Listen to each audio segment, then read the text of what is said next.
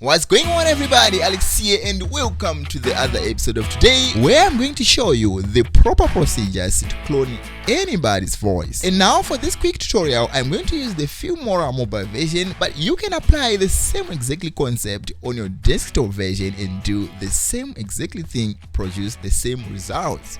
And now this is Dogpeg404. If you don't know who he is, just go ahead and search for him on YouTube. Now, if you don't hate small creators like myself, go ahead and hit that like button and subscribe so that when the allegations are actually done with, I won't be a small channel. And then you can expect video editing tutorials in the future, like this one. Wait a minute! What? As you all know, my dear friends, this guy never said that. Is a clone voice. Just sounds like him. The very first one, when you open your Wondershare Filmora, just use this option right here to go to the tools, all the tools in Filmora mobile, and right here we just want this very first one right here, and then we take it. All right, now right here is going to load a small paragraph for you to read. All right, and then after you read that, Filmora is going to capture by the way you read and then capture to create a clone of your voice. And now, my dear friend, this is where the whole secret lays. All right, so this is the very moment that you do the clone of anybody's voice right here. Now,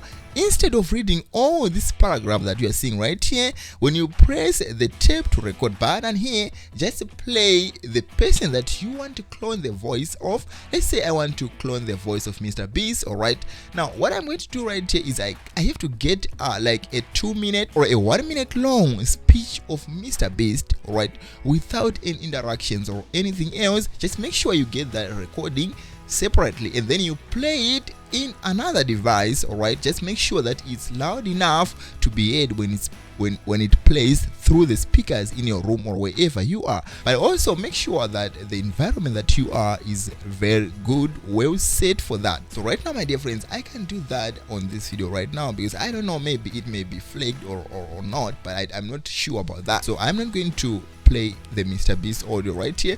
But when you are going through this process, all right, when you take the button right here like in this way, make sure that MrBeast is sounding, all right, and the sound that is being collected is for that person that you want to clone the voice of. All right, now supposing the MrBeast voice that you have is just maybe 20 seconds, what you have to do, my dear friend, you just have to repeat over and over until maybe it's about 1 minute or 1.5 minutes, and then after that you just have to go on right here and then press to stop or to save here.